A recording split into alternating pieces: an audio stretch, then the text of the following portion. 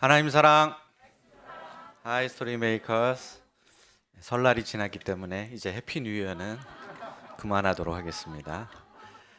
네, 은혜로운 또 감동적인 특송 너무나 감사합니다. 반주도 너무 아름다웠습니다.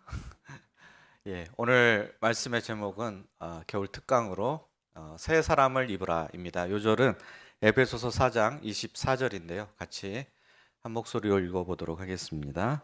시작. 하나님을 따라 의와 진리의 거룩함으로 지으심을 받은 새 사람을 입으라. 기도하겠습니다. 살아계신 하나님 아버지, 이 시간 새 사람을 입으라 하시는 주님의 음성을 듣게 도와주시옵소서. 2023년 저희가 새 사람 입는 한 해가 될 수 있기를 간절히 기도합니다. 예수님의 이름으로 기도합니다. 서양의 근대 철학을 대표하는 철학자 데카르트가 남긴 유명한 말이 있습니다.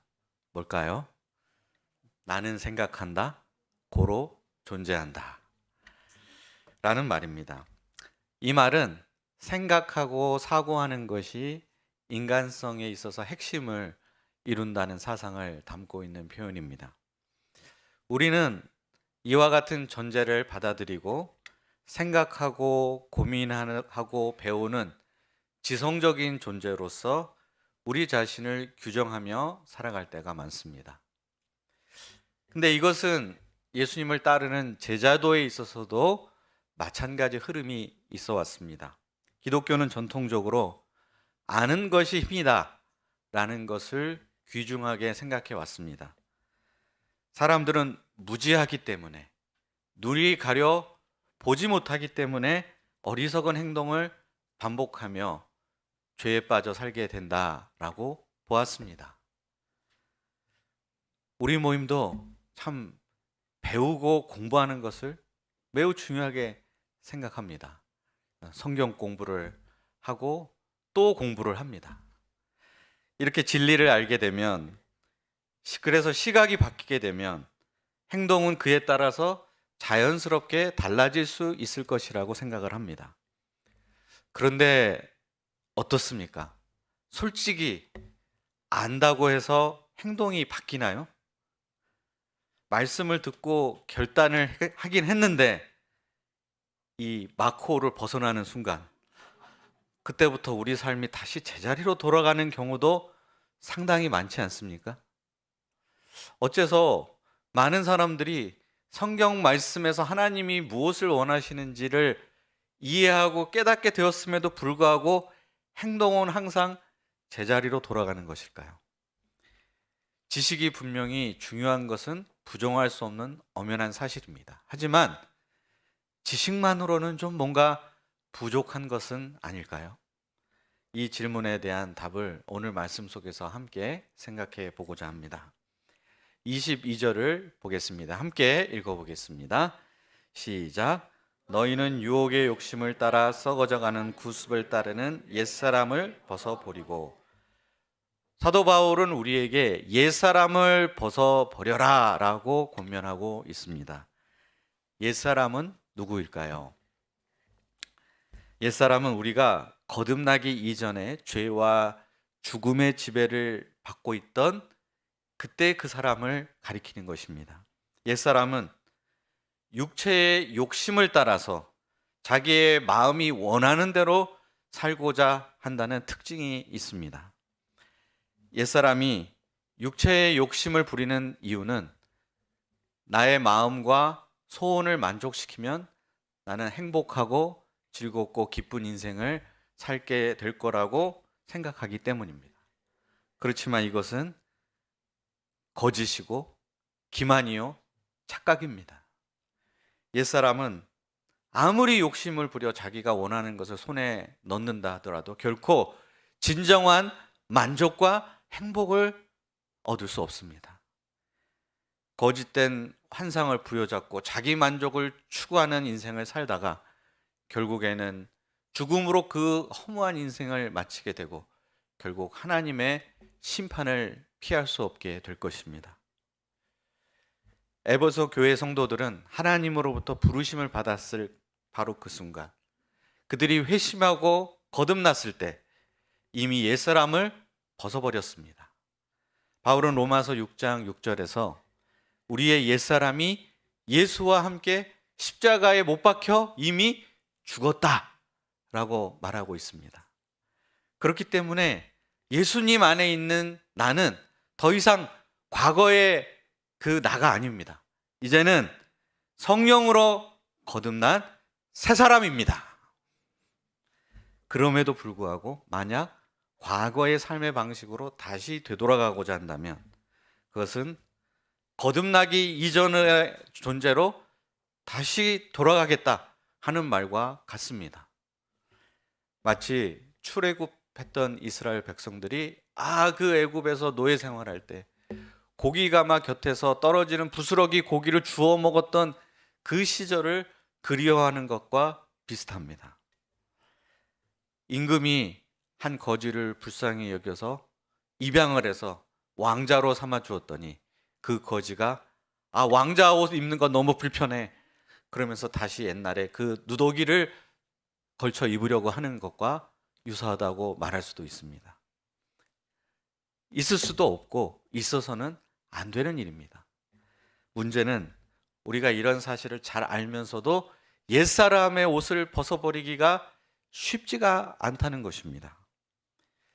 새해가 되면 사람들은 무엇을 합니까? 보통 새해 결심을 합니다. 올해는 반드시 내가 무엇을 하겠습니다. 올해 무엇을 꼭 이루겠습니다. 이렇게 결심을 합니다. 작년과는 다른 한층 더 변화된 업그레이드된 새로운 사람이 되고자 하는 소원을 누구나 연초를 갖게 되면 품기 마련입니다. 그런데 어떻습니까? 거의 한 달이 다 돼가는데 연초에 품었던 그 결심을 계속 지속하고 계신가요? 작심삼일이라는 말이 있지 않습니까? 이 말이 잘 말해주는 것처럼 겨우 3일을 넘기지 못하는 경우도 많이 있습니다. 도대체 우리는 왜 이러는 것일까요?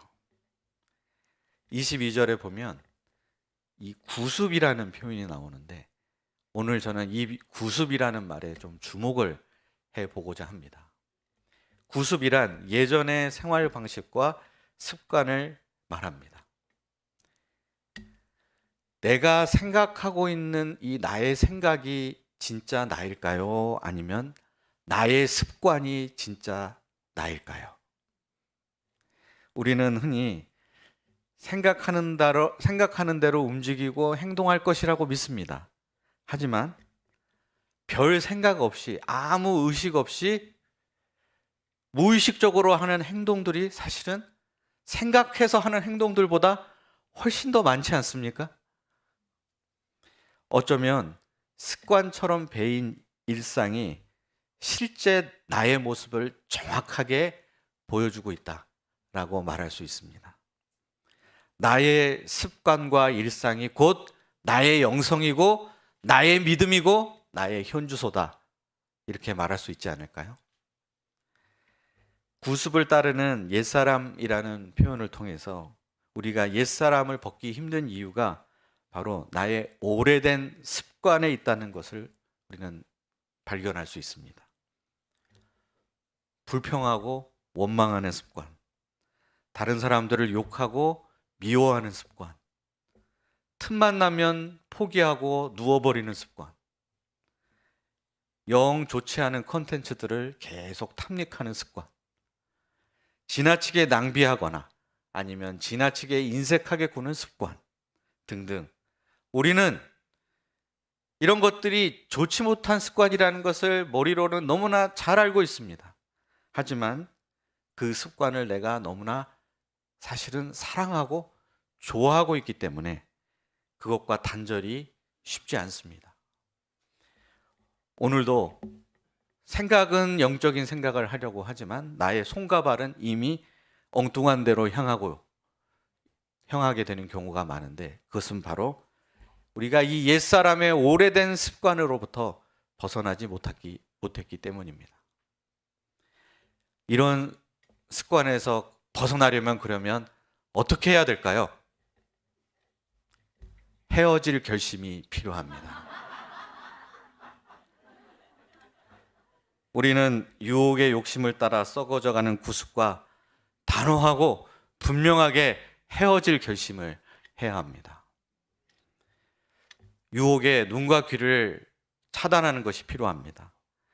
요셉이 보디발의 아내로부터 유혹을 받았을 때 어떻게 했습니까? 겉옷을 그냥 내팽겨치고 불이 나게 도망을 쳤습니다. 거기 오래 머물러 있다가는 자기도 어떻게 나올지 자신을 믿을 수 없었기 때문에 그렇게 했던 것입니다. 우리는 이런 유혹으로부터, 옛사람의 구습으로부터 자유롭게 될 때까지 이를 악물고 이것과의 단절을 위해 끝까지 싸워야 합니다. 물론 처음에는 금단 현상이 나타날 것입니다. 삶에 낙이 없어. 나 이제 이거 끊으면 무슨 재미로 사냐? 이런 생각이 속에서부터 자꾸 몰려 올라오고 살 맛이 없다.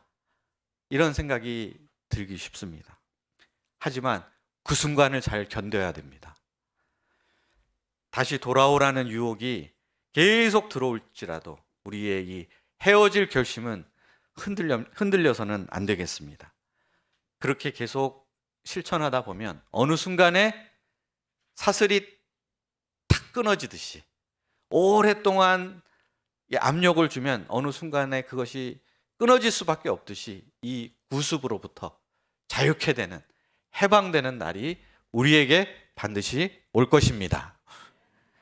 하지만 옛사람의 구습을 끊는 것만으로는 충분하지 않습니다.